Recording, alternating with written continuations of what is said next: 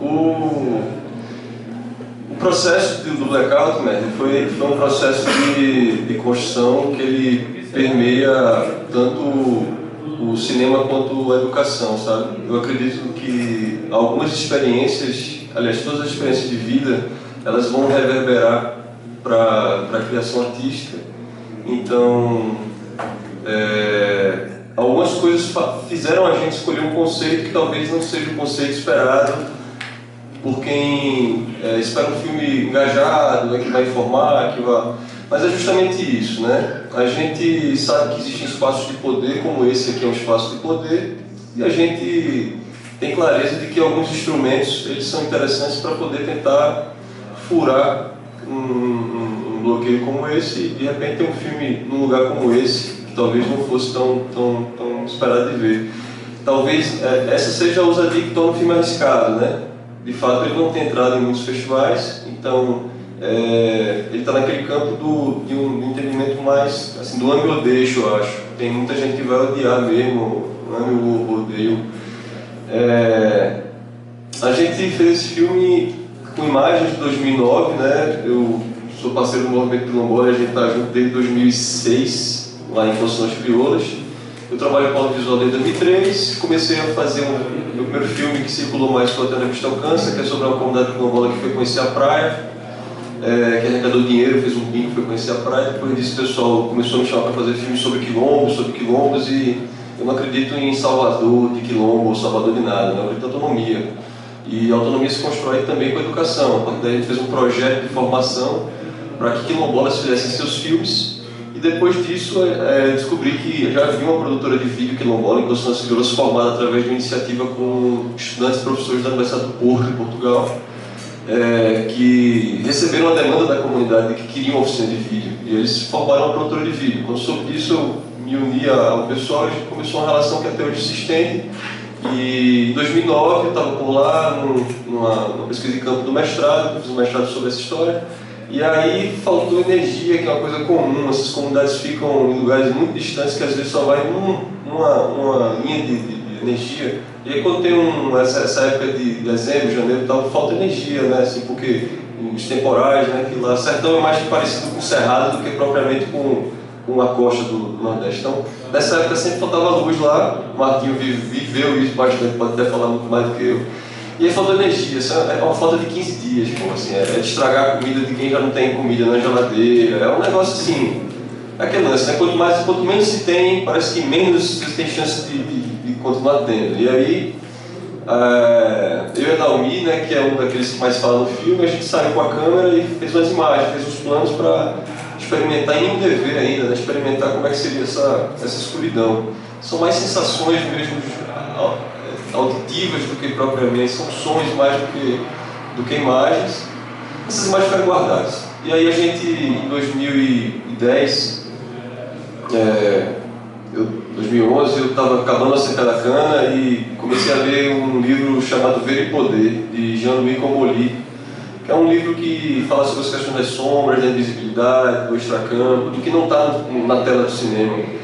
E ali naquele trechinho eu achei que tinha um argumento para usar aquelas imagens, que era levantar essa questão da revelação, né?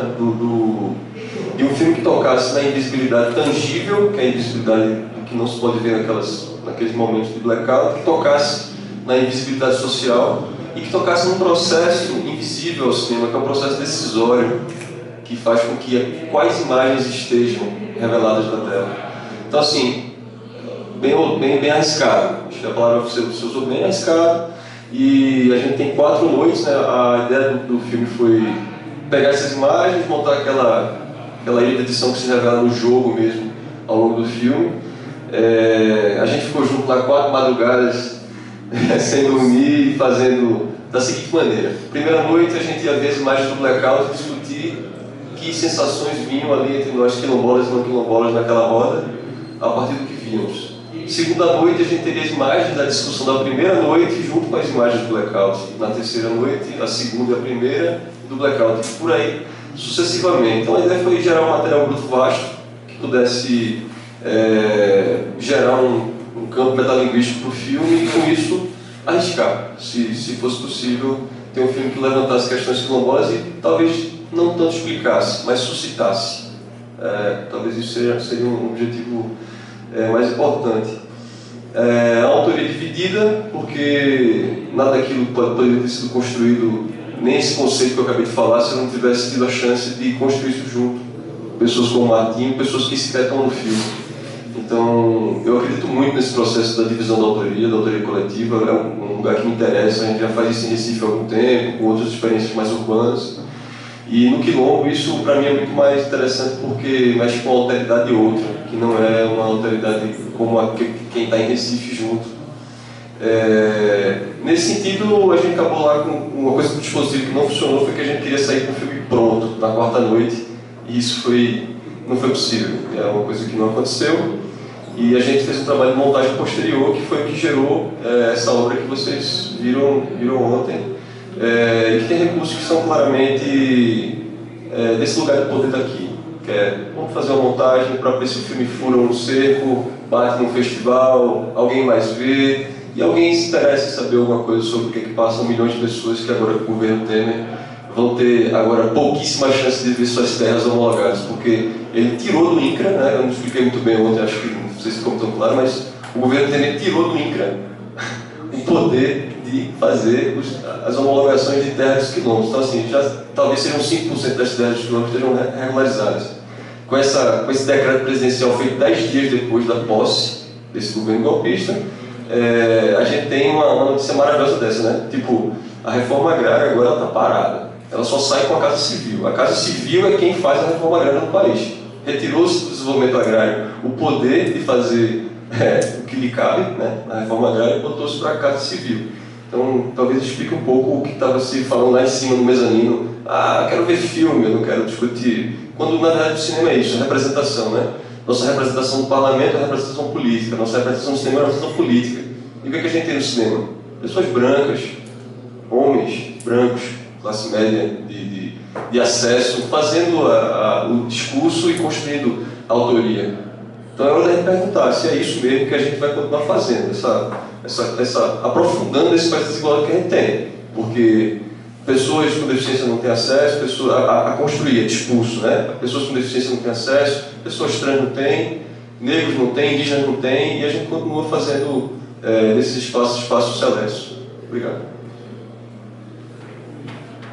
Primeiro, um bom dia a todos e todas. Sou Martinho Mendes, como está aqui, e vou dar uma localização geográfica para que vocês possam entender onde fica o Quilombo de Conceição das Crioulas.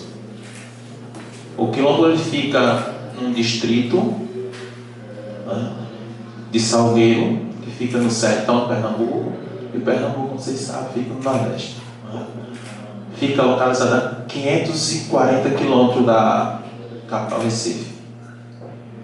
Tudo difícil, né? Então, sertão seco, como quem é daqui da região sul, centro-oeste, sudeste, né? Vê como que é o Nordeste, e o sertão de Pernambuco não é diferente dos demais. Pegando o gancho do meu parceiro Felipe, as terras de quilombos, elas são essenciais para a manutenção da vida do nosso povo. Porque nós não queremos outra, como são as regiões mais ricas, mas só serve aquela. Na medida que o governo federal ou qualquer outro grupo tire isso de nós,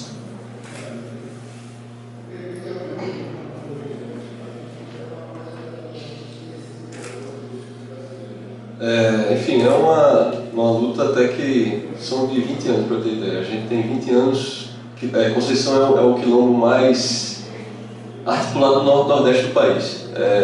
Para ter uma ideia, a gente lá teve vereador, assim, coisa rara de ver.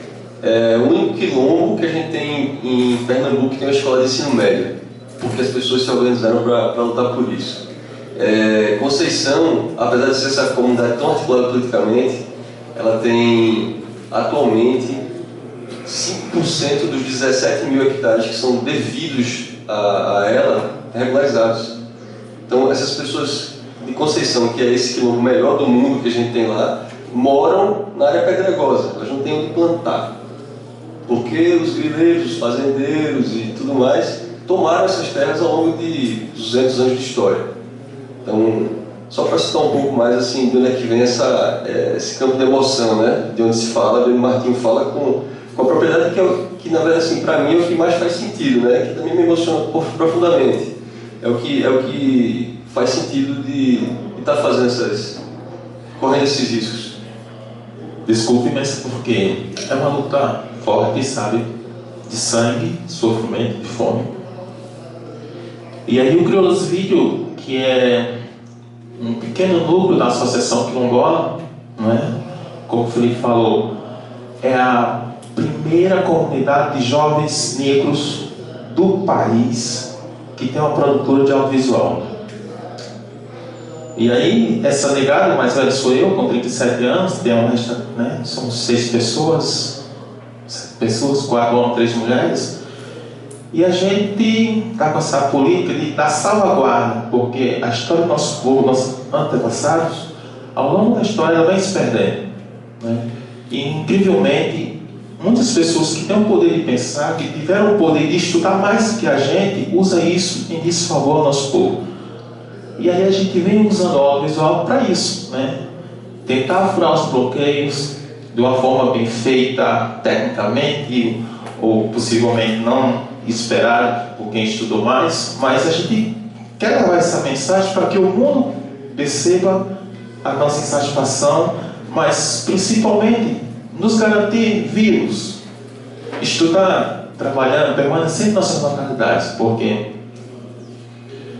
se estamos aqui há 500 e tantos anos, acredito que precisamos de mais respeito, de mais cuidado, de mais atenção, né? E que nos conheçam mais, porque nós estamos em valores. A gente busca igualdade, né? A efetivação de um direito que por muito tempo vem sendo negado, e o audiovisual, ele bem feito, ele consegue chegar até outras pessoas.